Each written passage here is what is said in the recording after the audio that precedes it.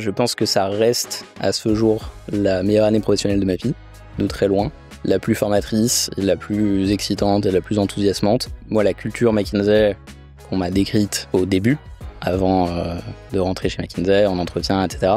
Et ce que j'ai vu, c'était vraiment 100% aligné. Le mantra chez McKinsey, c'est « feedback is a gift ». On aime beaucoup moqué à l'extérieur par ça, et puis au début on devient un peu fou et on se met à faire des feedbacks ou à demander des feedbacks dans la sphère personnelle à sa femme, à sa famille, à ses amis aussi. Donc c'est de jeunes profils qui m'interrogent sur le rôle de chief of staff dans un club de foot. Ce qu'il faut comprendre, c'est que le temps plein dans un club de foot, c'est pas 5 jours par semaine, c'est 7 jours par semaine. En fait, il y a très peu de gens qui raisonnent comme ça dans le football et je trouve ça dommage. 6 millions de revenus face à 6 millions de coûts fixes, ça fait pas 0 de résultat.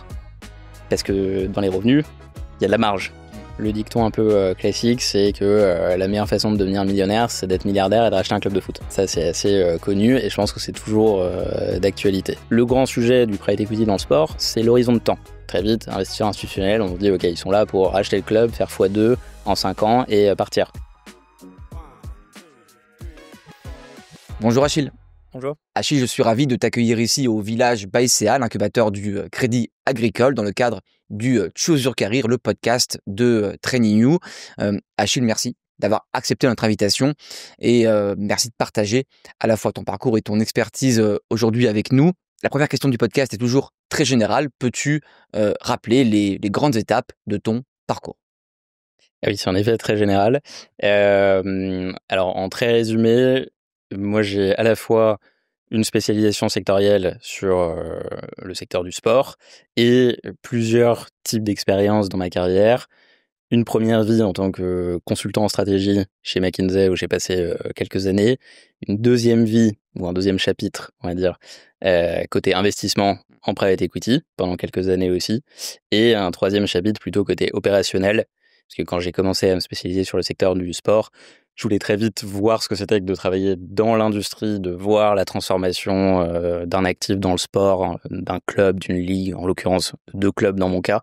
Et donc j'ai une troisième vague d'expérience plutôt dans des clubs pour vivre la transformation de l'intérieur.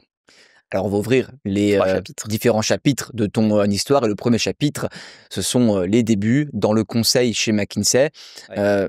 Question très simple, pourquoi tu as débuté ta carrière dans le conseil et plus particulièrement chez McKinsey ?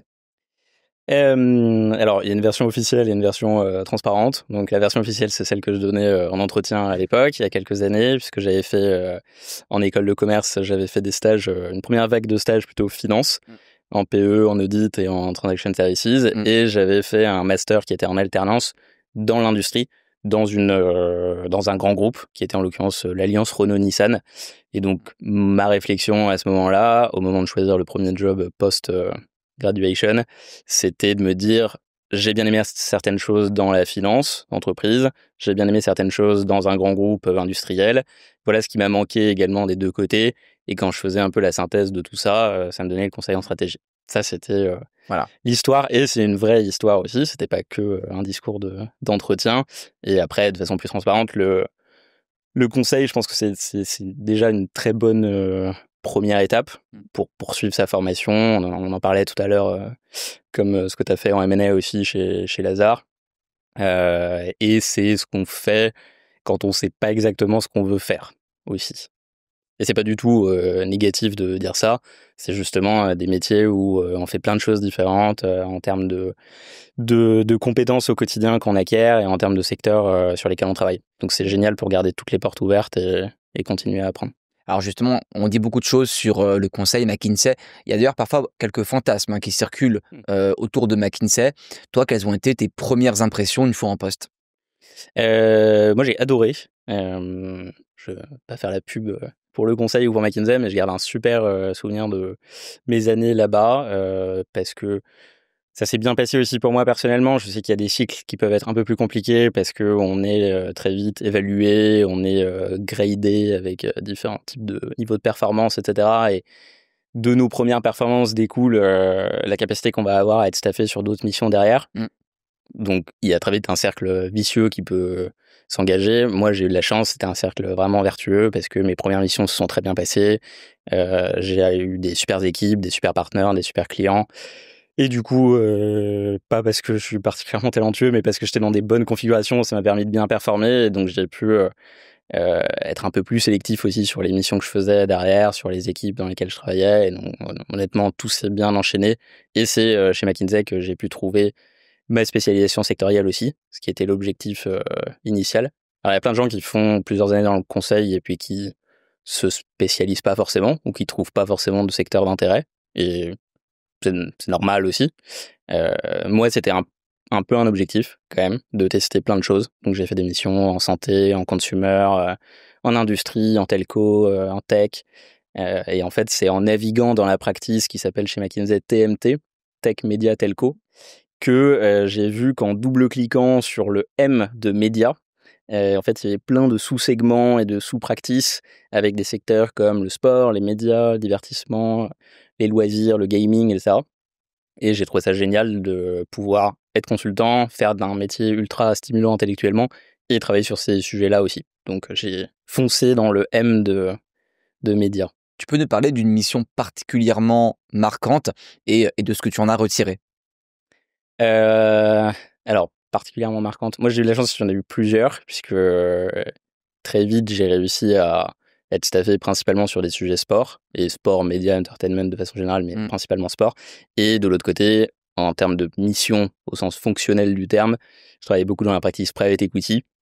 Et donc, de plus en plus, tout ce qui était à l'intersection du private equity et du sport et des médias, j'étais là.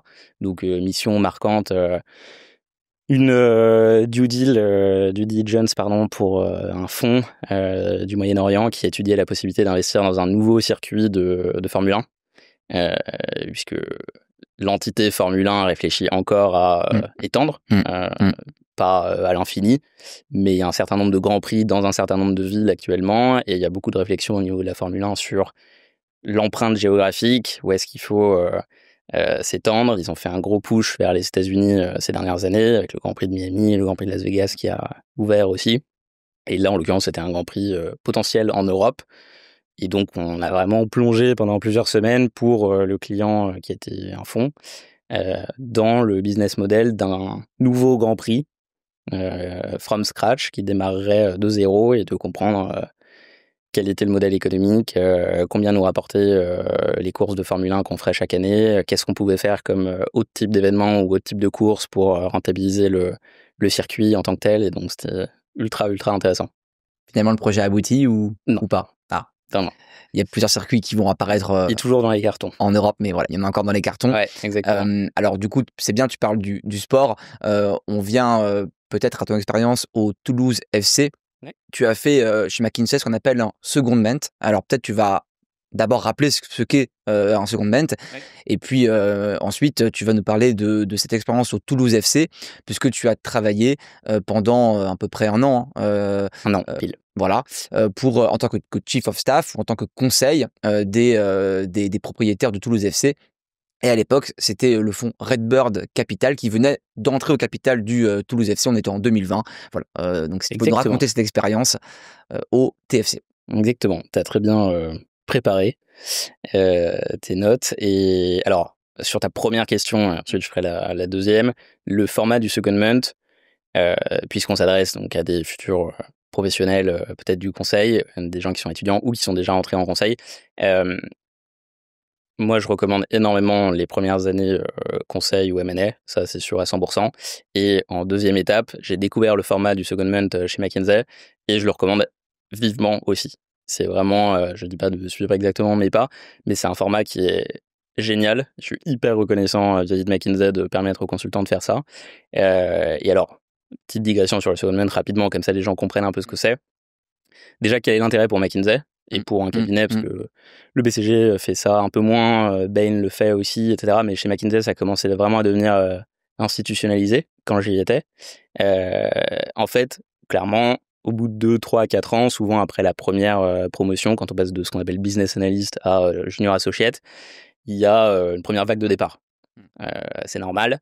Et donc, l'intérêt pour McKinsey, ce qui est hyper intelligent, c'est d'offrir la possibilité aux consultants qui peuvent avoir déjà une envie de départ de tester quelque chose pendant un an, de rester à l'extérieur et de donc, partir définitivement si ça leur plaît, mais aussi de revenir si jamais ils se rendent compte que l'herbe n'est pas forcément plus verte ailleurs.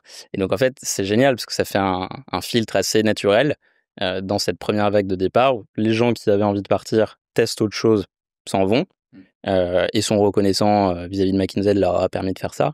Et les gens qui testent autre chose et reviennent, beaucoup plus motivés, deux, souvent avec une expérience opérationnelle et meilleurs consultants, je pense, parce qu'ils ont vu ce que c'était que d'être dans une entreprise, un grand groupe ou une scale-up ou autre, et potentiellement aussi avec une première idée de plateforme sectorielle sur laquelle ils vont travailler ensuite. Donc, c'est un très très bon format, je pense. Après, moi, dans mon cas particulier, je pense que ça a été un peu étonnant pour tout le monde, puisque les secondments qui se faisaient à l'époque, c'était plutôt donc, chez des clients de McKinsey, principalement des grands groupes. On allait passer 1 an chez Carrefour, à la direction Strat, etc. Ce qui était super bénéfique, parce qu'on allait chez un client directement, ou chez des, entre guillemets, futurs clients, des grosses startups ou des scale-up, des Conto, Spendesk, Doctolib, avant de revenir, ou pas. Et moi, dans mon cas particulier, je commençais à travailler beaucoup, comme je te le disais, à l'intersection private equity et sport. J'avais pas du tout envie de partir de McKinsey de façon définitive, mais je trouvais l'opportunité du secondment intéressante si j'arrivais à trouver un projet dans le sport, avec un lien, quel qu'il soit, avec le private equity aussi. Et je me disais que ça pouvait être super intéressant. Et là, Red Bull rachète Toulouse. Ouais, c'est ça. Alors, pour la petite histoire, parce que les gens qui me contactent en me disant c'est quoi la recette pour rentrer dans le sport, etc. Malheureusement, j'en sais rien du tout, parce que moi, j'ai eu beaucoup de chance à ce moment-là. J'ai commencé à chercher donc, un secondment en janvier 2020. Excellent timing, puisque quelques semaines plus tard, Covid, toute l'industrie du sport professionnel est à l'arrêt. Moi, j'ai absolument zéro contact dans le sport, donc j'y suis allé à grands coups de LinkedIn, de contacter tous les clubs, les ligues en Europe, aux États-Unis, etc.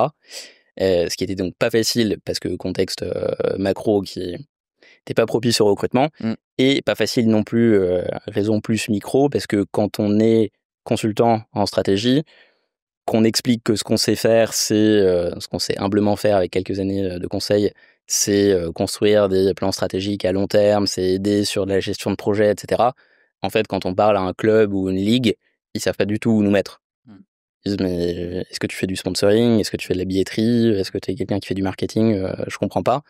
Et donc, très vite, on est un peu face à cette limite-là. Donc, moi, pendant plusieurs mois, j'ai eu beaucoup de discussions super intéressantes qui aboutissaient pas puisque blocage macro et micro. Le contexte est où me positionner dans un club.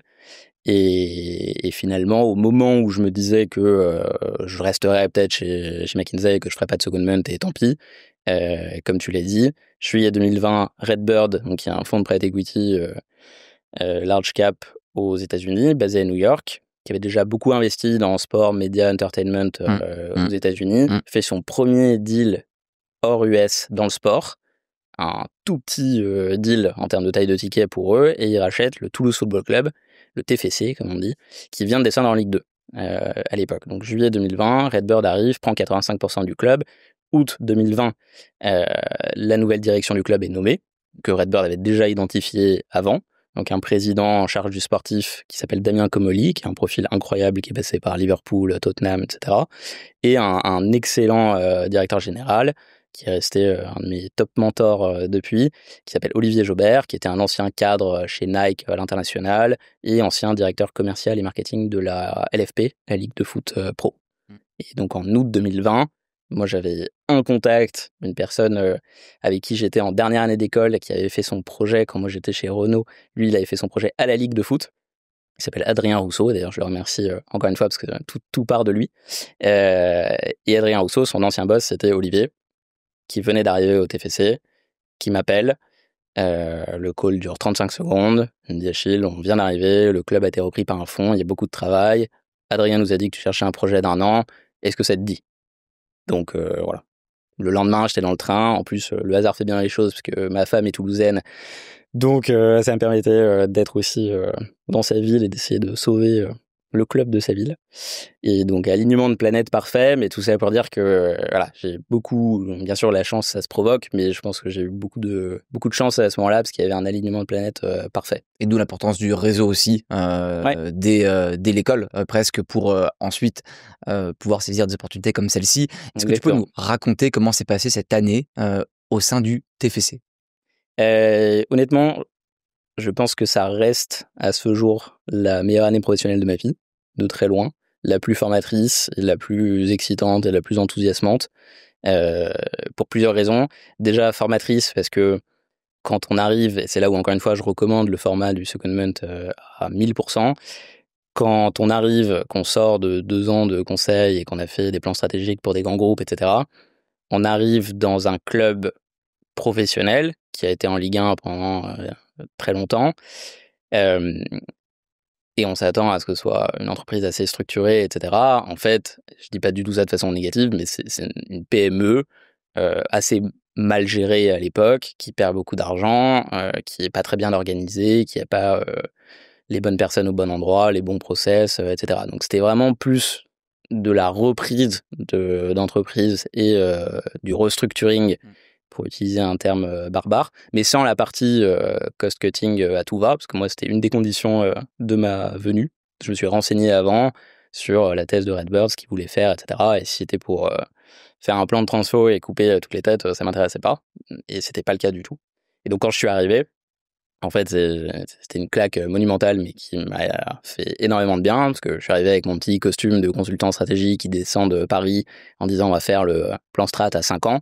Et en fait, tu te rends compte que dans le club, à part toi et la direction et Redbird qui est à New York, il y a pas de middle management, il n'y a pas de COMEX. Toute la fonction finance du club avait été externalisée à une société du groupe de l'ancien propriétaire.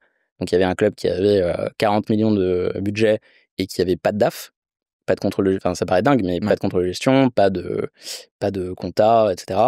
Pas de direction juridique, pas de direction commerciale. Donc il y avait des personnes vraiment de qualité dans l'organisation, dans les équipes opérationnelles, mais elles n'étaient pas du tout managées et cadrées. Et donc en fait, très vite, on s'est regardé avec Olivier et Damien et on s'est dit que la première phase, c'était pas du tout de réfléchir stratégie à long terme, c'était transformation à court terme, beaucoup de sujets organisationnels, donc comment on constitue le COMEX, de quelles compétences on a besoin, à quel endroit, etc. Beaucoup de recrutement, on a recruté un DAF, une directrice juridique, un directeur marketing et digital, un directeur des revenus, toutes ces personnes qui n'étaient pas là auparavant dans le club. Et donc moi, c'était hyper formateur parce que j'ai vu ce que c'était que la transformation sur le terrain, recruter des gens, auditer tous les départements du club, people, outils, process, voir ce qui marchait pas, ce qui manquait, et éteindre un peu tous les incendies. Et au bout de 6 mois, ça c'était la première mi-temps de mon année là-bas, c'était 6 mois vraiment on stabilise le club, on a une entreprise qui est en train de couler pour plein de raisons, donc on stabilise le club, on met les bonnes personnes au bon endroit et on assure un quotidien à peu près fluide. Première étape. Deuxième étape, donc ça c'était de septembre à janvier, Étape mars. de structuration. Ouais, exactement. Et ensuite, quand le COMEX est arrivé, quand les équipes étaient un peu plus apaisées par rapport au contexte, etc. Parce qu'il y avait aussi beaucoup d'inquiétudes pour une entreprise française d'être d'un seul coup rachetée par un fonds américain Bien qu'on sûr. ne voit pas régulièrement, on ne sait pas exactement ce qui va se passer.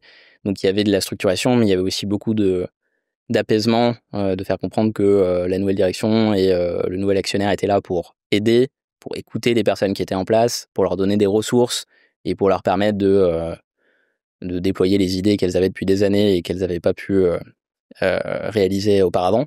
Et donc, passer cette phase de structuration et d'apaisement, on a pu se projeter sur la stratégie à plus long terme. Et donc, de février-mars à septembre, on a fait un vrai exercice.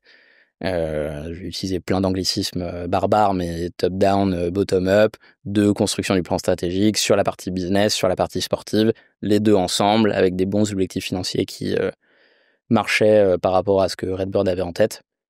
Et donc, c'était vraiment deux années différentes, mais hyper formateurs. Alors, on va reparler un peu plus tard dans le podcast du football, puisque tu occupe aussi aujourd'hui le rôle de Chief of Staff du FC Versailles. Mais je reviens sur... pendant cette saison, ouais. Pendant cette saison, voilà, on en parlera. Je reviens sur McKinsey. En conseil, ce qui est important aussi, c'est ce qu'on appelle la learning curve. Moi aussi, j'utilise un anglicisme. Quelles sont les principales compétences que tu as développées pendant ton expérience de 4 ans chez McKinsey? Alors, sur la courbe d'apprentissage. Déjà, pour refaire la pub du conseil et refaire la pub de McKinsey en particulier, moi, j'ai jamais expérimenté depuis, soit en travaillant directement dans des boîtes, soit par des amis qui travaillent dans d'autres cabinets ou ailleurs, un tel environnement de développement personnel et développement professionnel. C'est-à-dire qu'on arrive chez McKinsey et on a, c'est limite un autre anglicisme, gamifié.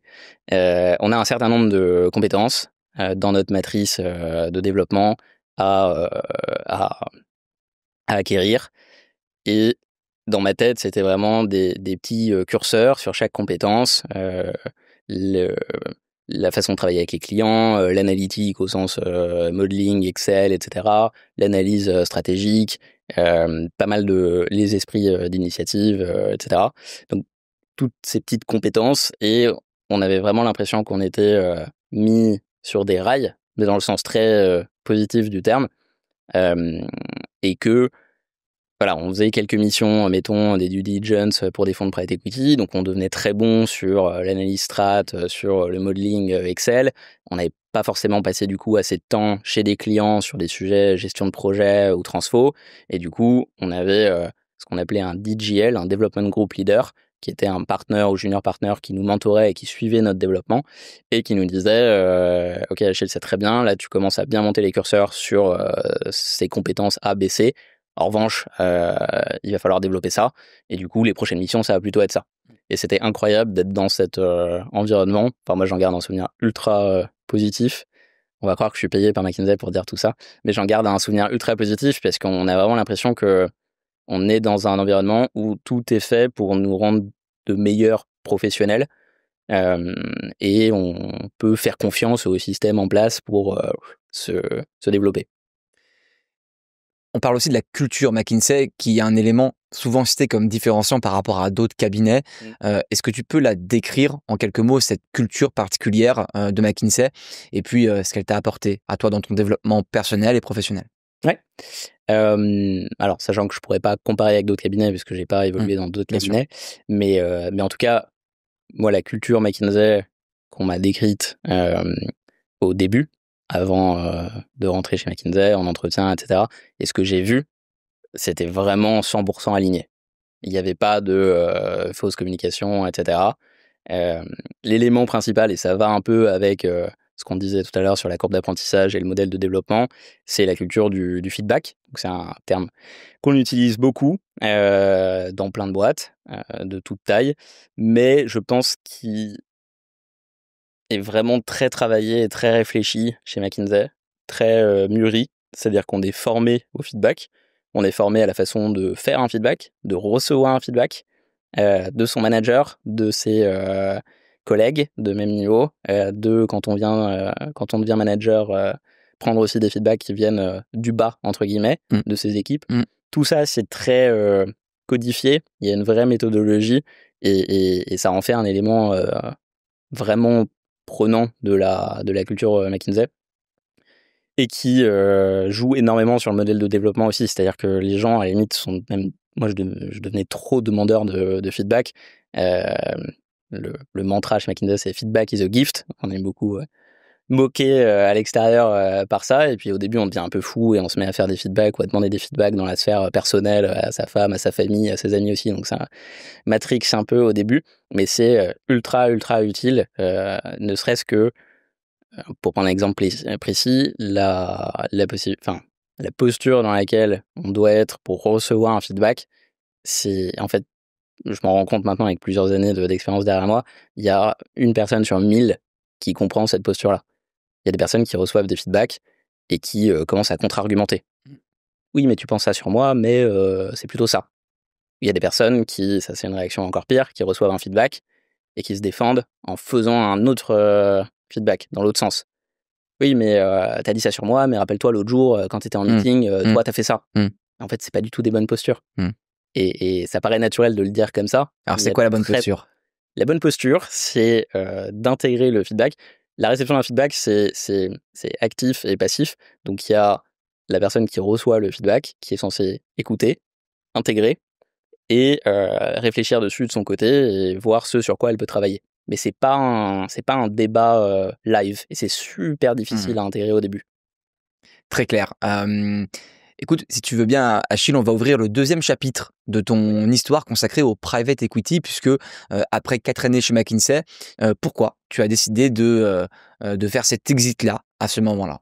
En 2022, moi je suis revenu chez McKinsey après mon année à Toulouse. Je suis revenu chez McKinsey en me disant qu'il y a énormément de choses à faire à l'intersection du private equity et du sport. Et donc j'essaye de pousser chez McKinsey humblement, parce que je suis pas partenaire, mais j'essaye de m'appuyer sur des partenaires qui sont intéressés par ces sujets-là pour développer des opportunités sport, médias dans la practice private equity. Typiquement, des CVC qui investissent dans des ligues, des Silver Lake, Oaktree qui commencent à être de plus en plus actifs. Et donc, moi, ma thèse, entre guillemets, quand je reviens chez McKinsey, c'est de me dire, tous ces fonds-là, on travaille pour eux, on étant McKinsey, sur plein d'autres secteurs, sur des due deals, des sujets portfolio toute l'année. Pas de raison qu'on ne puisse pas travailler avec eux et pour eux sur des sujets sport et médias aussi. Donc, j'essaye un peu humblement de contribuer au développement client, ce qui est super intéressant à ce moment-là. Je suis encore très jeune pour faire ça, donc bien sûr, je peux pas le faire tout seul. Donc, encore une fois, je cherche le soutien des leaders de la practice sport chez McKinsey, qui sont aux États-Unis, qui m'ont énormément soutenu et que je remercie beaucoup. Des leaders de la practice private equity à Paris et à Londres notamment, qui voyaient aussi l'intérêt. Et donc, voilà, j'ai essayé de faire un peu ça, d'être un peu intrapreneurial chez McKinsey. C'était super intéressant. Et j'étais bien à ce moment-là. Pas forcément envie de partir. Et un fonds m'appelle. Ça, c'est ma transition vers le private equity. Donc, je pense important de le mentionner. Un fonds m'appelle, monté par 3 partenaires, 2 Allemands et un Américain, qui sont basés à Londres et qui lèvent ce qu'on appelle un first time fund, donc une première gamme de fonds de private equity spécialisés sur le sport. Ok.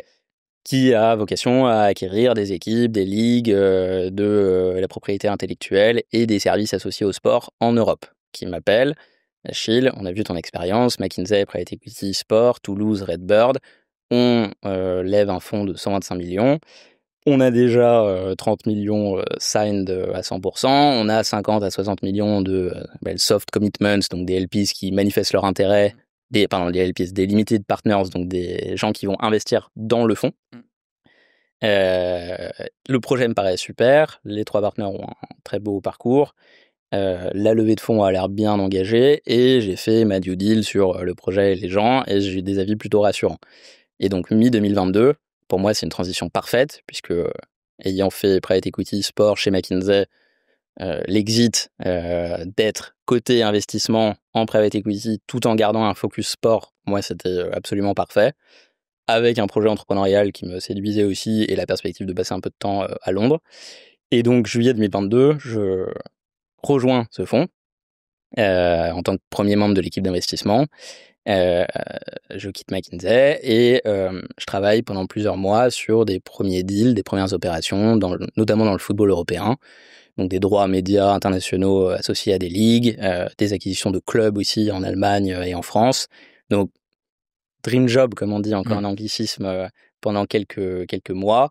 Et là, pour le faire en très résumé, au bout de 5-6 mois, donc en arrivant vers novembre-décembre 2022, je me rends compte en fait que la levée de fonds n'est pas du tout aussi avancée que ce qu'on m'avait dit au départ. Je blâme pas du tout les 3 fondateurs du fonds parce que je pense qu'il y a aussi des investisseurs potentiels qui avaient promis des choses qui se sont pas réalisées. Donc, et puis c'est un environnement qui est très très dur à ce moment-là en termes de levée de fonds en 2022, surtout pour un premier fonds avec une première équipe qui a jamais fait de deal en commun sur un secteur ultra spécifique comme le sport, qui est très très difficile à pitcher à des investisseurs, à des LPs potentiels, surtout des institutionnels.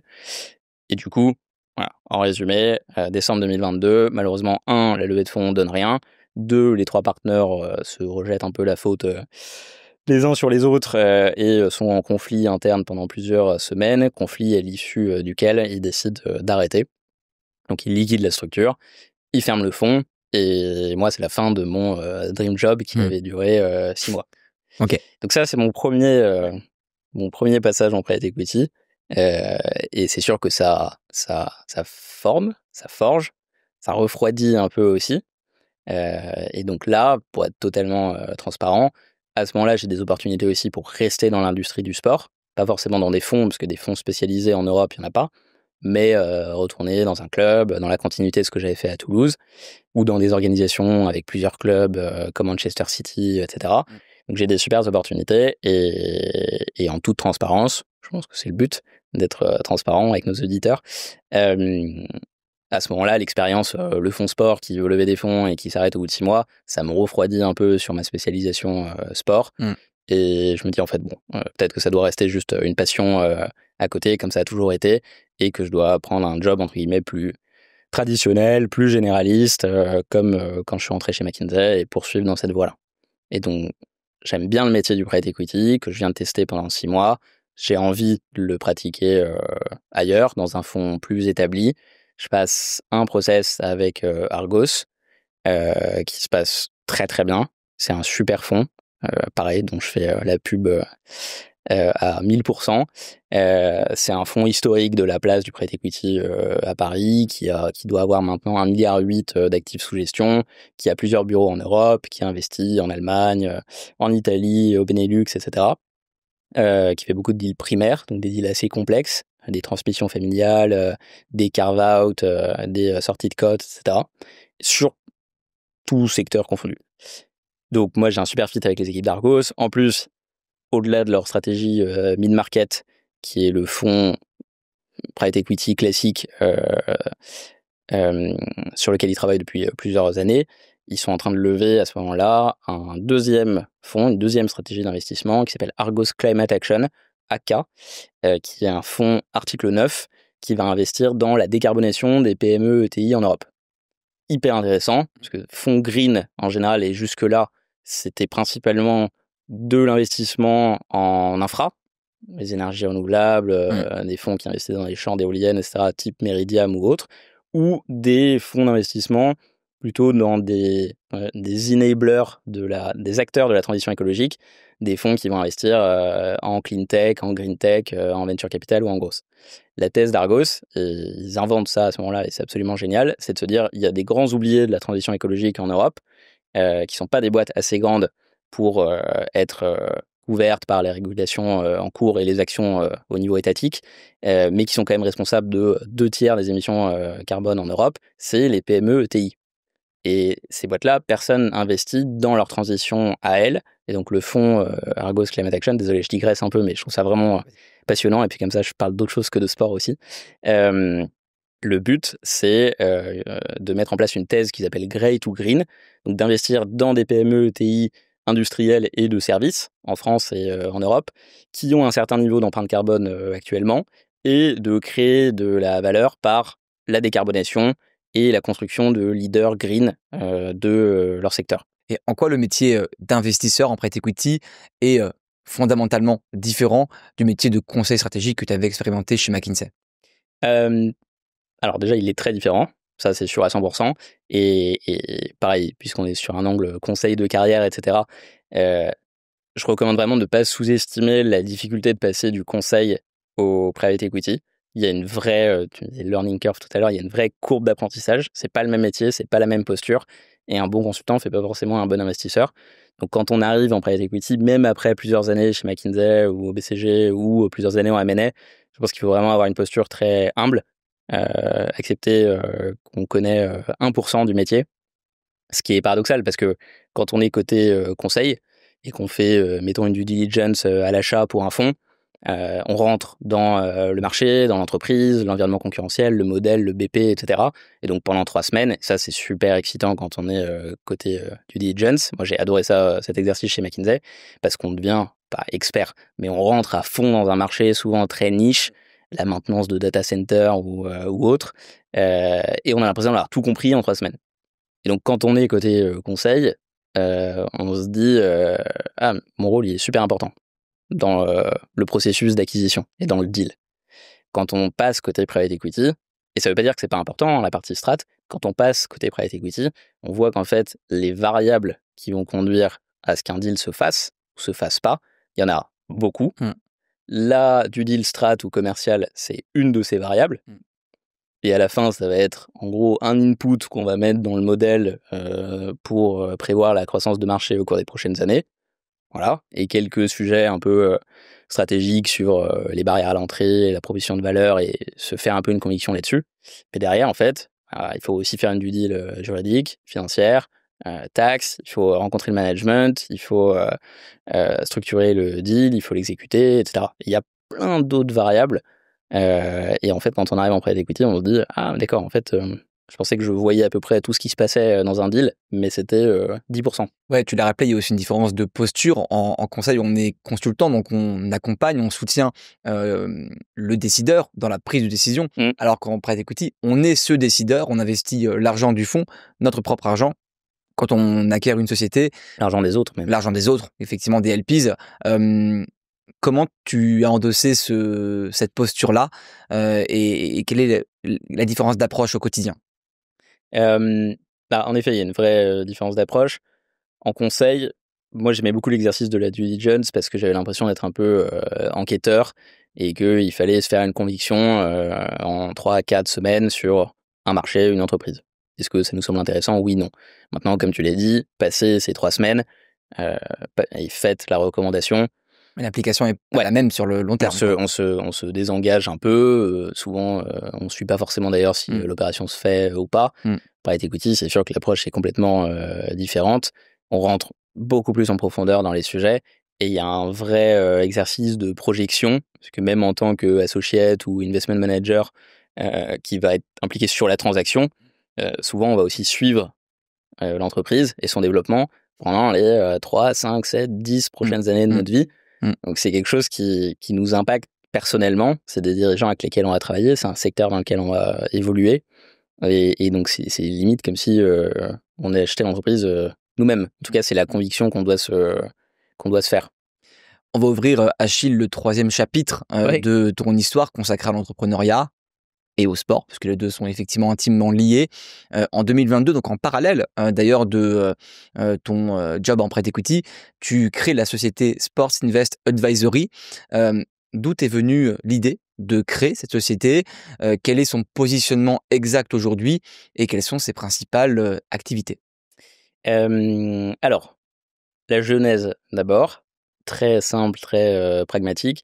Quand le fonds sport que j'avais rejoint s'arrête en décembre 2022, j'ai 2 mois en parallèle de mes process avant de démarrer chez Argos, puisque je démarre en février 2023. À ce moment-là, je commençais à connaître pas mal de fonds et d'investisseurs, notamment américains, qui avaient déjà investi dans le secteur du sport aux États-Unis et qui commençaient à regarder des sujets sport en Europe. Et donc, pendant ces 2 mois, de façon assez hasardeuse, il y a deux discussions que j'ai avec des fonds qui se transforment en mission de freelance. Il y a un fonds qui m'appelle très concrètement et qui me dit Achille, est-ce que tu connais l'écosystème du basket européen? On aimerait bien comprendre un peu comment ça se passe, comment ça se fait qu'il y ait plusieurs compétitions, le potentiel, etc. Et une autre mission. Et donc, pendant ces 2 mois, en fait, à ce moment-là, je crée ma structure qui s'appelle Sports Invest, juste pour pouvoir faire ces missions-là. C'est super intéressant. Je goûte un peu aussi à ce moment-là à la flexibilité d'être conseil indépendant. Et je me dis, mais en fait, c'est génial, je suis en train de faire le même métier que chez McKinsey, mais en travaillant d'où je veux et comme je veux. Donc, c'est une nouvelle forme de liberté à laquelle je n'avais pas goûté jusqu'à présent.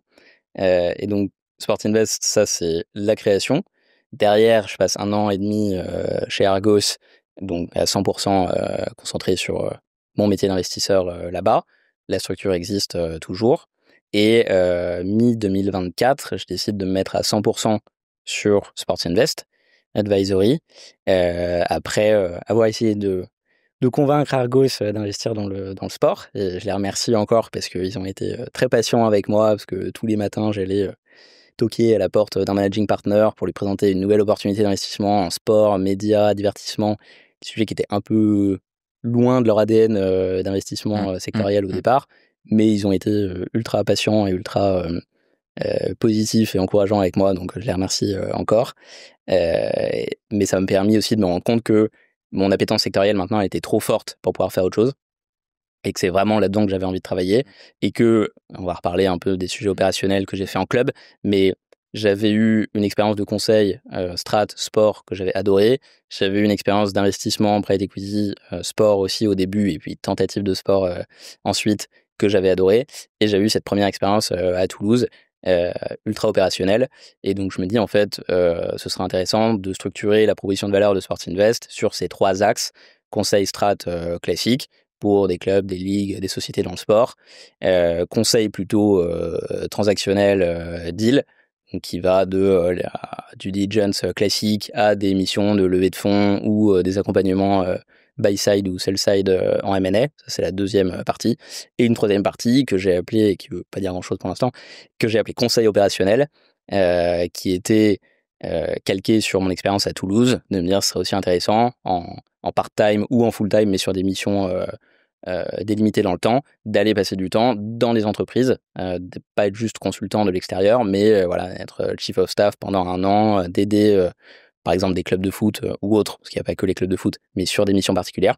Et cette troisième brique, c'est la première que j'ai mise en action à Versailles, donc au FC Versailles, qui est un club de plus petite taille que Toulouse, qui évolue en 3e division, en national, qui est un club qui vient plutôt des divisions inférieures, et qui a été repris en 2023, en juin 2023, par un duo d'entrepreneurs et d'investisseurs, Alexandre Mullier et Fabien Lazare, qui ont été rejoints derrière par Pierre Gasly, pilote de Formule 1, qui a pris 10% du club. Et donc il y a un super projet, avec beaucoup de travail sur la partie sportive, sur la partie marque, sur la partie commerciale pour déployer le potentiel que tout le monde voit dans Versailles. Et il se trouve que ils avaient besoin d'un coup de main et ça matchait bien avec ce que moi je pouvais apporter sur la structuration plutôt des fonctions finance, juridique, infrastructure, tous les sujets un peu moins sexy mais qui font quand même tourner un club. Et donc moi je les ai rejoints cette année donc sur ma branche conseil opérationnel pendant 1 an, la saison 2024-2025, pour être acting, DAF, directeur des opérations, et les aider à structurer ça, ce qui veut dire gérer toutes ces missions-là au quotidien pendant l'année et essayer aussi de recruter les bonnes personnes, un responsable financier, un juriste, un stadium manager, pour qu'il y ait une forme de structuration après mon passage qui leur permette d'être un peu plus solide. Alors du coup, allons-y directement à ton rôle de Chief of Staff au FC Versailles, une mission que tu obtiens dans le cadre du coup de Sport Invest Advisory, tu l'as rappelé. Concrètement, qu'est-ce que tu as fait pendant 1 an? Bah, pour faire le parallèle avec Toulouse, là ça s'appelait Chief of Staff à Versailles, mais à Toulouse j'étais beaucoup plus proche du rôle de Chief of Staff tel qu'on le définit traditionnellement. Et un Chief of Staff en général, déjà c'est pas Chief of Staff tout seul, c'est Chief of Staff de quelqu'un. Bien sûr. Et donc moi j'ai Chief of Staff de la direction, du DG et du président à Toulouse, et j'avais vraiment le rôle de consultant interne qui était en soutien de la direction, qui faisait le lien entre la direction et l'actionnaire et qui était en transverse sur la plupart des départements du club. Mais sans vraie responsabilité, c'est souvent ça, entre guillemets, l'écueil du Chief of Staff. C'est pour ça que je pense que c'est un rôle super intéressant pendant 1-2 ans, mais qui ne tient pas forcément sur la durée. Parce qu'à un moment, on a besoin polyvalent, Ouais. très transversal en termes de mission. C'est ça. Mais du coup, on est un peu partout, mais sans être vraiment nulle part en termes de décisions à prendre, de responsabilités à porter. Et donc là, l'idée à Versailles, on l'a appelé Chief of Staff aussi, parce que j'avais aussi un positionnement un peu entre le club et la holding et les partenaires financiers, et au début assez transverse au sein du club. Mais le but, cette fois, pour moi aussi, pour mon apprentissage, c'était d'avoir des vraies responsabilités sur des sujets opérationnels. Donc d'être directeur financier, d'être directeur juridique d'une certaine façon aussi, directeur des infrastructures, travailler sur les sujets stats, en entraînement, etc. Et pour eux, c'était super important parce qu'il y avait des besoins. Et pour moi, c'était un très bon complément avec, par rapport à mon année à Toulouse, où, encore une fois, j'avais pas vraiment de vraies responsabilités opérationnelles, ce que j'ai eu là à Versailles. Et c'était ultra, ultra intéressant. Et là, concrètement, tu reportais à qui? Tu travaillais avec qui? Est-ce que c'était avec les 3 actionnaires? Est-ce que c'était avec le management, l'entraîneur? Ouais. Avec qui tu travaillais concrètement au quotidien?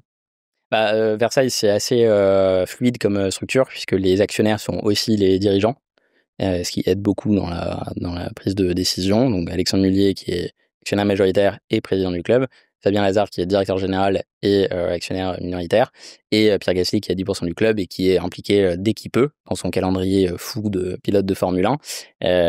Mais donc moi, je reportais à Alexandre et Fabien, et je gérais à la fois les sujets, donc l'équipe, en gros, fonction transverse support du club, finance, juridique, RH, infrastructure. Ça, c'était au niveau du club. Et là, je reportais à Alexandre et Fabien. Et puis au-dessus, je faisais donc le lien, les reportings d'activité, les reportings financiers, les prévisions de cash flow, etc. pour la holding, donc Alexandre aussi et ses partenaires financiers qui détiennent le club. Et là, c'est un travail opérationnel pendant 1 an. Tu étais à temps plein pour le FC Versailles. Non, c'était à temps plein. Après, il y a beaucoup de jeunes profils qui m'interrogent sur le rôle de chief of staff dans un club de foot. Ce qu'il faut comprendre, c'est que le temps plein, et je dis pas du tout ça pour exagérer, le temps plein dans un club de foot, c'est pas 5 jours par semaine, c'est 7 jours par semaine. Et donc, c'est très intense. Et c'est aussi pour ça que la mission a été délimitée dans le temps, puisque moi, j'ai envie de continuer à développer mes activités, le conseil strat et de conseil en transaction dans le sport. Et qu'en fait, en ayant une mission à temps plein dans un club de foot, ça nous laisse pas du tout le temps de faire autre chose à côté. Alors on va revenir sur le FC Versailles et sa stratégie. C'est un club historique des Yvelines, créé en 1989 et comme tu l'as rappelé, racheté en 2023 par 2 investisseurs, Alexandre Mullier, qui est le petit-fils du fondateur d'Auchan, Gérard Mullier, et Fabien Lazare. Et puis ces 2 actionnaires ont été rejoints par un troisième, Pierre Gasly, le pilote de Formule 1 en 2024. Quelle est la stratégie du club de Versailles dans les prochaines années? Quelle est la vision à moyen terme du club et quels sont les objectifs réalistes du FC Versailles? Alors, donc je peux pas trop parler à leur place, et Alexandre et Fabien ont fait des interventions dans des podcasts aussi où ils expliquent ça bien mieux que moi. La stratégie globale, c'est de construire selon comme on le voit par rapport au Paris FC, au Red Star, etc., un 2e, 3e ou 4e club de région parisienne. Il y a un vrai potentiel. Les Yvelines, c'est une terre de foot. Versailles, paradoxalement, peu de gens en ont conscience, mais c'est une vraie ville de sport aussi. Il y a énormément d'activités sportives, il y a énormément de jeunes licenciés qui aimeraient avoir un club à Versailles. Donc la thèse globale, c'est de reprendre un club en 3e division, de construire la marque, de la monétiser, de la commercialiser, de stabiliser le sujet sportif et infrastructure, et d'essayer le tout dans une gestion saine, sans surinvestir, de monter au moins en Ligue 2 dans les prochaines années. Dans un club de foot, il y a plusieurs enjeux. Il y a les enjeux évidemment sportifs qui sont primordiaux. Il y a aussi les enjeux financiers et puis il y a les enjeux institutionnels avec la marque, la gouvernance, le rayonnement du club. Quelle était ta feuille de route à toi? Comment tu gères cet équilibre entre les différents enjeux? Alors, moi, j'ai eu 2 cas de figure un peu particuliers parce que à Toulouse, donc j'étais relativement jeune et encore une fois pas décisionnaire de quoi que ce soit. Donc je voyais la façon dont Redbird et les dirigeants naviguaient à l'intérieur de ces enjeux. À Versailles, j'étais plutôt pas sur le sportif ni sur la partie business, plutôt sur la partie financière. Donc là, j'avais plutôt moi, en tant que avec ma casquette de DAF, des sujets cash et budget et atterrissage par rapport au budget et comment on s'en sort et comment on prévoit suffisamment à l'avance pour pas être dans le rouge.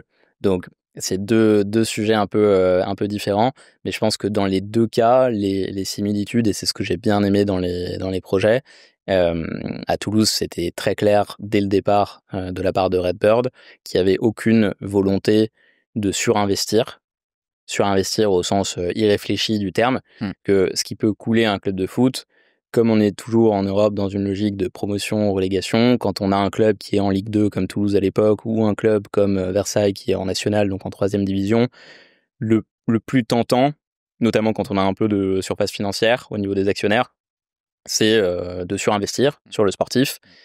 Ça, c'est fondé sur la corrélation fantasmée entre, fantasmée, pas tant que ça, parce qu'elle est prouvée, mais elle n'est pas de 1 non plus, entre la masse salariale, notamment la masse salariale joueur, donc le total des salaires accordés aux joueurs, et la performance sportive sur le terrain. Quand on regarde l'historique de tous les grands championnats, etc., souvent, donc il y a une corrélation relativement forte entre le club qui a les plus gros salaires. Logique. Exactement. Donc, partant de ça, il y a beaucoup de clubs et c'est ce qui conduit à des catastrophes et à des erreurs de gestion. Et il y a des clubs qui parfois se relèvent même pas et qui finissent par sombrer, comme Bordeaux, comme Strasbourg il y a 15 ans Qui s'est bien relevé. Avant de se relever, ouais, et encore une fois bravo à eux. Donc moi, l'équilibre entre les différents aspects que tu évoquais tout à l'heure, le sportif, le financier, l'institutionnel, etc., le premier mot d'ordre, ça doit être ça. C'est quelle base de coûts on peut supporter sur une année donnée. À quoi ressemble ma base de coûts fixes. En fait, dans le foot de façon générale, et notamment parce que au niveau des investissements et des valorisations de clubs, on parle que de multiples de revenus, puisque 95% des clubs sont en EBITDA négatif. Du coup, c'est pas comme dans les PME, ETI classiques, private equity, on valorise en multiple d'EBITDA, on valorise en multiple de revenus. Du coup, il y a une espèce de focus et d'obsession sur la top line, donc les différentes lignes de revenus, ce qui a conduit à pas mal de sujets problématiques dans le football français actuel, puisqu'on attend les revenus des transferts de joueurs, on attend les revenus des droits médias, et je pense que c'est le plus dangereux, et je pense que le travail qui a été bien fait à Toulouse et à Versailles cette année aussi, c'est de regarder ce qui se passait en bas du PNL, du compte de résultats, et de faire un vrai travail pour comprendre combien coûte le club, sur un modèle sans surinvestissement. Je suis en national, je suis en Ligue 2. En fait, au-delà de la masse salariale de joueurs, ça c'est un peu le curseur. Soit on veut investir beaucoup en se disant qu'on va essayer de viser une promotion, soit on essaye de rester raisonnable. Mais il n'y a pas que ça. Dans le budget de fonctionnement, dans le total des charges, il y a l'allocation des infrastructures, le stade, le centre d'entraînement, il y a tous les coûts liés aux prestataires externes, tous les gens qu'on fait travailler autour du club, il y a tous les frais de déplacement, les frais d'organisation des matchs, il y a énormément de choses autour, et je pense que beaucoup de clubs, malheureusement, font pas ce travail de se concentrer là-dessus, de comprendre vraiment que mon club, en national, il me coûte, sans surinvestir, 6 millions d'euros. Ça, c'est un chiffre comme ça. C'est ma base pour organiser une saison et avoir les joueurs à peu près bien payés sans être dans un extrême ou dans l'autre. Mon club me coûte ça. Et en face, les revenus et l'objectif de revenus, ça doit être une conséquence à mettre en face de cette base de coûts fixes. Et quand on a 6 millions de coûts fixes, il faut pas faire 6 millions de revenus. Enfin, ça paraît bête, mais en fait, il y a très peu de gens qui raisonnent comme ça dans le football et je trouve ça dommage. 6 millions de revenus face à 6 millions de coûts fixes, ça fait pas zéro de résultat. Parce que dans les revenus, il y a de la marge. Quand on signe un contrat de sponsoring, on fait pas 100% de marge. Quand on vend un joueur de foot, on fait pas 100% de marge non plus, parce que le joueur, on l'a acheté. Il y a les commissions d'agents, etc. Et donc, 6 millions, en fait, ça peut être 6 millions de coûts fixes, ça peut être 10 millions de revenus à 60% de marge moyenne pour équilibrer. Et voilà, cet exercice, je suis parti un peu loin, désolé, mais cet exercice de sophistication financière, je trouve qu'il est pas c'est encore super intéressant assez fait. et je poursuis dans les chiffres. Alexandre Mullier avait mentionné dans la presse des chiffres surprenants en arrivant à la tête du FC Versailles.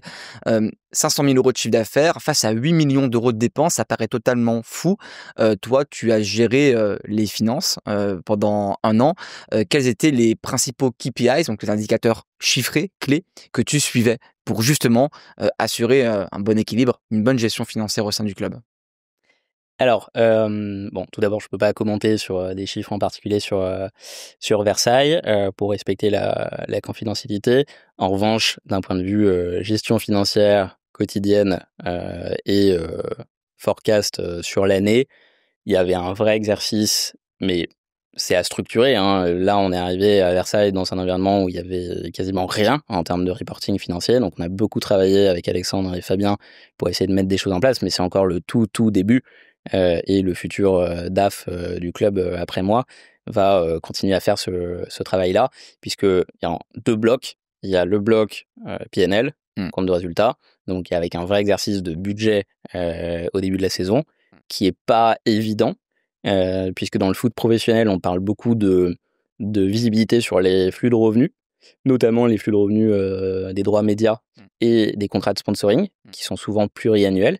Donc, dans la plupart des cas, c'est vrai. Les droits médias, on voit qu'il peut se passer des choses aussi, On va en parler. voilà, qui impactent la visibilité sur les revenus. Dans des plus petits clubs, il y a aussi beaucoup d'incertitudes. Un club de national, des revenus qui viennent, des transferts qui vont potentiellement effectuer à la fin de la saison, c'est absolument pas prédictible. Je sais pas si c'est un mot prédictible, mais on a très peu de visibilité dessus. Donc l'exercice du budget, il est quand même assez compliqué, surtout quand on part d'un club comme Versailles ou même comme Toulouse à l'époque, qui doit vraiment construire ses revenus commerciaux, qui doit aller chercher de nouveaux sponsors. Ça, on a des objectifs, c'est comme dans toutes les boîtes, c'est pareil, on a des objectifs, mais on ne sait pas exactement si on va les atteindre ou pas. Donc l'exercice du budget en début de saison sur le PNL, il est clé. Le suivi, ça c'est clairement quelque chose qui sera amélioré dans les clubs au cours des prochaines années, mais le suivi du budget mensuel ou trimestriel, il est clé aussi. Idéalement, en faisant en sorte que ça se traduise au niveau des équipes opérationnelles, que le directeur sportif sache en gros combien il peut dépenser sur l'année ou sur un trimestre donné en frais de déplacement, en rendez-vous avec des agents, etc. Pareil pour le directeur marketing, pareil pour le directeur des revenus, etc. Ça, c'est un vrai travail à faire. Ça prend du temps et c'est hyper dur, mais c'est clé. Donc, il y a le budget et la réalisation du budget. Et après, le deuxième gros bloc, c'était beaucoup plus sur les flux de trésorerie et les prévisions de cash flow, puisque la façon dont fonctionnent la plupart des clubs, c'est des apports en compte courant qui sont faits par les propriétaires, par la holding, pour financer les besoins du club, payer les salaires, payer les prestataires, payer les charges, etc. chaque mois, et avec un abandon, ce qu'on appelle un abandon de compte courant à la fin de l'année pour créer du résultat exceptionnel et équilibrer les comptes. Achille, je voulais qu'on réserve la dernière partie du podcast pour évoquer la situation du foot français, un football français qui est aujourd'hui malade, avec, à mon sens, une triple crise. D'abord une crise financière, avec, on en a parlé, une diminution significative des ressources liées aux droits télé, depuis la mise à l'écart de Canal+, et puis la valse des diffuseurs. On a connu Mediapro, Amazon, DAZN. Il y a ensuite une crise de gouvernance politique avec Vincent Labrune qui est critiqué aujourd'hui, donc le président de la LFP. Et puis on peut aussi mentionner l'accord controversé avec CVC qui a pris une participation minoritaire dans une société commerciale liée à la Ligue. Enfin, une crise sportive parce que on va pas se mentir, à part le PSG qui a une situation un peu exceptionnelle, les clubs français ont du mal à rivaliser avec leurs rivaux européens. En tant que fan de l'OL, je peux quand même mentionner que l'OL rivalise et qu'on était en route vers un titre européen avant le drame d'Old Trafford. Mais je préfère ne pas entrer en détail dans le sujet. Voilà, est-ce que tu partages déjà ces sentiments et quel est ton diagnostic, de manière plus générale, sur la situation? Oui, je pense que tu as très bien résumé les différentes crises. Après, c'est difficile pour moi de me prononcer sur des sujets en particulier, de gouvernance ou autres, parce que j'ai pas tous les détails et je travaille pas à la Fédé ou à la Ligue. Donc, j'ai appris à être un peu plus diplomate dans mes réponses sur ces sujets-là. Maintenant, ce qui est sûr, et je pense qu'il y a plein d'experts qui en ont parlé bien mieux que moi, pour moi, le principal sujet, et encore une fois, ça paraît bête et ça paraît être du bon sens, mais on en manque, je pense, dans le football français. C'est juste de sortir de la croyance que les droits médias vont continuer à augmenter à 1 milliard, 1,5 milliard, 2 milliards au cours des prochains cycles, et sortir de la croyance que on va toujours pouvoir s'en sortir en équilibrant notre résultat net avec des revenus exceptionnels qui viennent des transferts de joueurs. C'est les deux sujets sur lesquels le football français se repose constamment, en se disant c'est pas très grave. C'est vraiment ça l'état d'esprit de la plupart des clubs. C'est pas grave si on termine à moins 20, moins 30, moins 40, parce qu'on arrivera toujours à sortir un ou deux joueurs du centre de formation, à valoriser un ou deux joueurs de notre effectif professionnel, à les vendre et à équilibrer le résultat. Ce qui se passe maintenant, c'est que on est coincé des deux côtés, puisque les droits médias, on n'a pas besoin de rappeler tout ce qui se passe, mais donc on est bien loin du milliard d'euros de droits domestiques et internationaux dont on parlait il y a quelques mois encore. Les clubs ont perdu sur leur budget de la saison prochaine 30 à 40% de leurs revenus. Ils ont littéralement une case de leur compte de résultat dans laquelle il n'y a rien. Et donc, on perd des revenus sur les droits médias. Et le problème, c'est que le deuxième aspect, les ventes de transferts. Pas besoin d'être un expert en vente et en commercial pour comprendre que quand le marché entier sait que vous avez besoin de vendre, c'est pas là où vous allez tirer les meilleurs prix.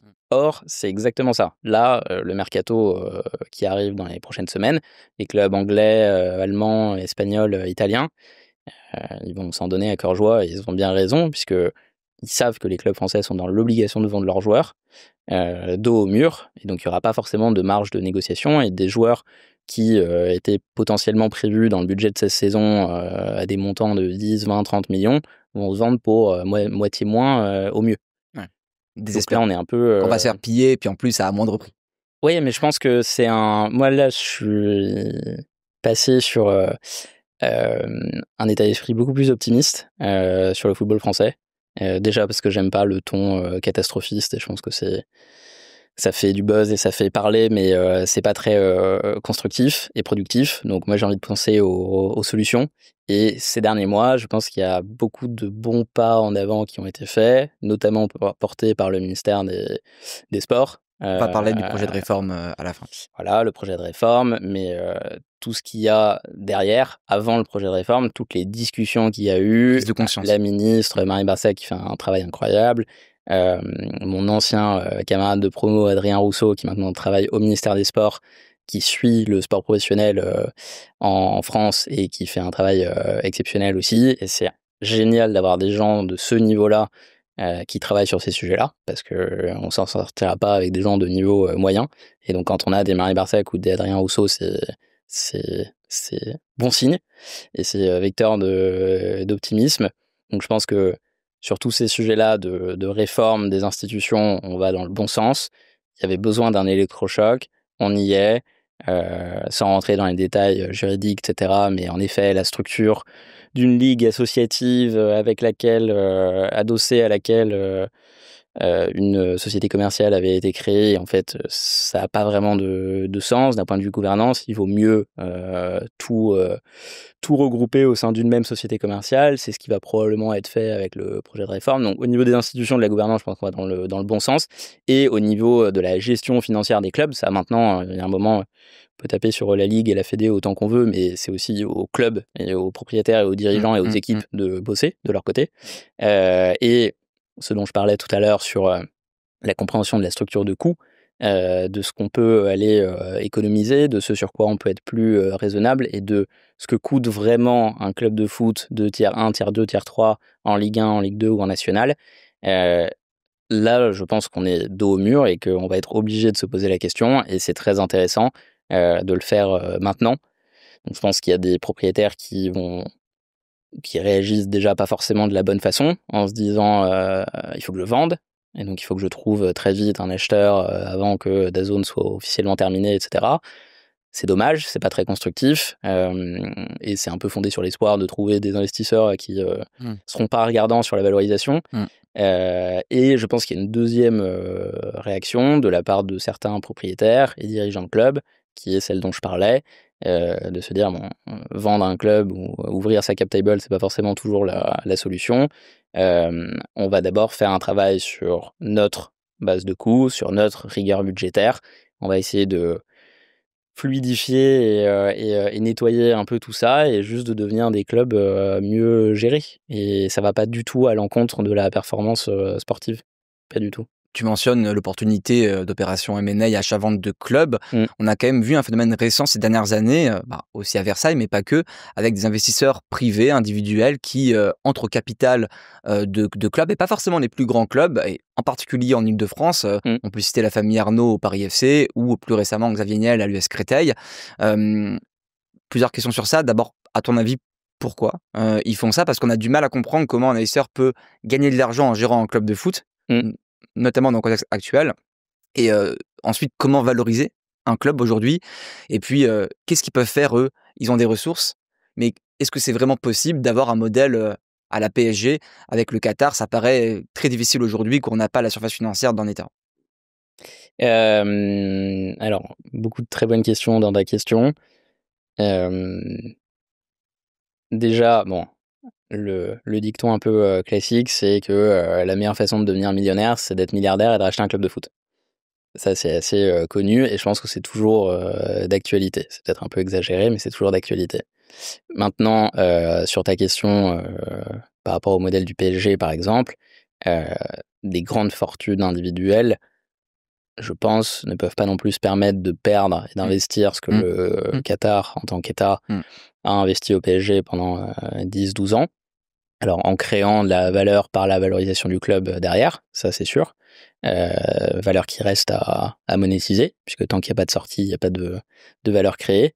Donc, une fuite en avant avec un surinvestissement, on en parlait tout à l'heure, sur 10 ans, en perdant des centaines de millions d'euros, en espérant un jour arriver à une valorisation comme celle du PSG, je pense que c'est pas le modèle Mmh. du tout. Et je pense que des investisseurs comme Antoine Arnaud ou comme Xavier Niel au Paris FC et à Créteil vont plutôt prendre le pli de la gestion saine et intelligente, d'y aller par petits pas. C'est ce qui a été très bien annoncé par Antoine Arnaud et son entourage sur le Paris FC, de pas révolutionner quoi que ce soit, de s'inscrire dans la durée et dans le prolongement du super travail qui a été fait par Pierre Ferracci pendant 10 ans au Paris FC. Donc pour moi, c'est très positif pour l'écosystème, que ce soit des clubs qui sont entre guillemets déjà grands comme le Paris FC qui sera en Ligue 1 l'année prochaine ou des plus petits clubs qui ont quand même une histoire. L'US Créteil était en Ligue 2 il n'y a pas si longtemps, donc c'est pas un club minuscule et c'est un club qui peut revenir sur le devant de la scène. Et moi, je trouve ça très positif pour l'écosystème d'avoir des investisseurs comme ça. On parlait des investisseurs institutionnels, donc les fonds de private equity comme Redbird à Toulouse, mais d'avoir des grandes fortunes ou des investisseurs privés qui investissent à titre personnel, c'est aussi très bénéfique puisque le grand sujet du private equity dans le sport, c'est l'horizon de temps. La grande défiance qu'il y a eu à l'égard des investisseurs institutionnels, c'est est-ce que leur horizon de création de valeur de 5 ans, allez, 7 ans grand maximum est compatible avec la thèse de croissance d'un club de foot ou d'une ligue ou autre. Et souvent, les gens ont tendance à penser non. Donc très vite, investisseurs institutionnels, on se dit ok, ils sont là pour racheter le club, faire x2 en 5 ans et partir. Là, sur les investisseurs privés, je trouve que c'est aussi très bénéfique sur l'horizon temporel. D'ailleurs, on n'entend jamais « mais ils vont revendre le club dans 2 ans », puisqu'en fait, ils s'inscrivent naturellement, puisque c'est leur patrimoine à eux, sur une durée de plusieurs années, voire 10, 15, 20 ans, qui est beaucoup plus compatible avec la construction à long terme d'un club. Autre dynamique qui traverse le foot français en ce moment, c'est la multipropriété. On peut citer l'exemple de John Textor qui est à la fois propriétaire de l'Olympique Lyonnais, mais aussi d'autres clubs comme Botafogo ou Crystal Palace. Il y avait une participation. Qu'est-ce que tu en penses? Il semble que la nouvelle gouvernance de la Ligue soit réformer ou encadrer mieux ça. Quel est ton regard? Alors c'est un très vaste sujet, donc je vais essayer de le faire en très synthétique. Globalement, il y a beaucoup de choses qui sont dites et écrites sur la multipropriété. Je pense qu'il y a peu d'analyses qui vont vraiment en profondeur.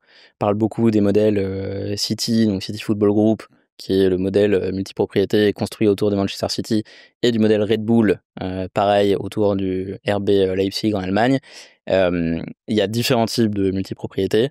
Il y a différents objectifs qui sont derrière, les objectifs sportifs, de développement de joueurs, les objectifs commerciaux. Quand Red Bull rachète un club à New York ou au Brésil, c'est pour de la visibilité et du marketing en Amérique du Nord, en Mmh. Amérique du Sud. C'est pas du tout la même logique que la relation sportive qui existe et qui marche très bien entre le RB Leipzig en Allemagne, en dessous le Red Bull Salzbourg en Autriche et en dessous un club tiers 2 autrichien, avec un vrai sujet de développement de joueurs entre ces 3 clubs. Donc même au sein d'un Red Bull ou au sein d'un City Football Group, il y a plusieurs types de multipropriété. Donc là, ça c'est un premier constat. Et les gens arrivent, j'ai entendu plusieurs fois, on va faire un Red Bull. D'accord? Qu'est-ce que ça veut dire en fait? Et pourquoi surtout?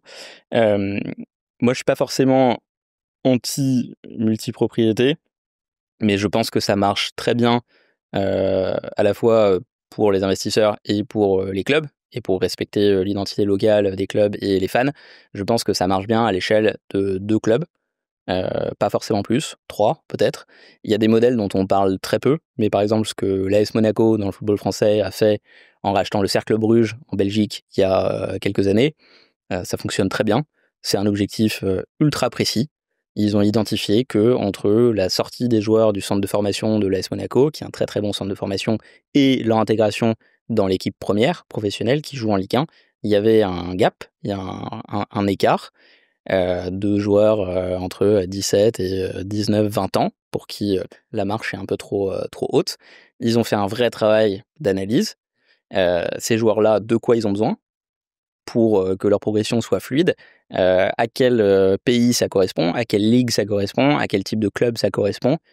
Et donc sur un objectif ultra précis, ils sont allés, et ça peut être une acquisition de club, ça peut être aussi un partenariat.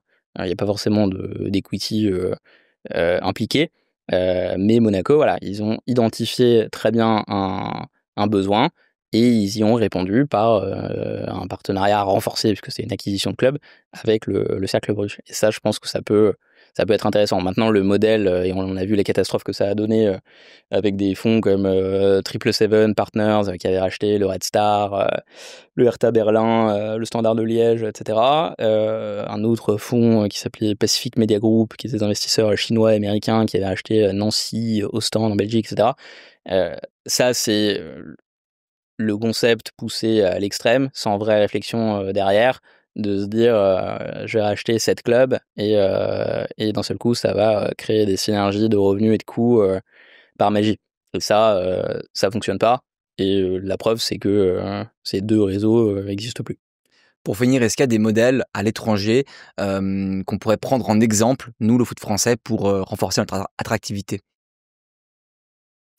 Bah, il y a un peu de bon à prendre de partout, donc ça va être une réponse très consultant, parce que ça dépend un peu des pays. Je pense qu'il y a des bonnes pratiques, clairement, sur des sujets très niches, mais la commercialisation des droits médias internationaux, la Première Ligue, maintenant, ils génèrent plus de revenus internationaux que de revenus domestiques en termes de droits médias.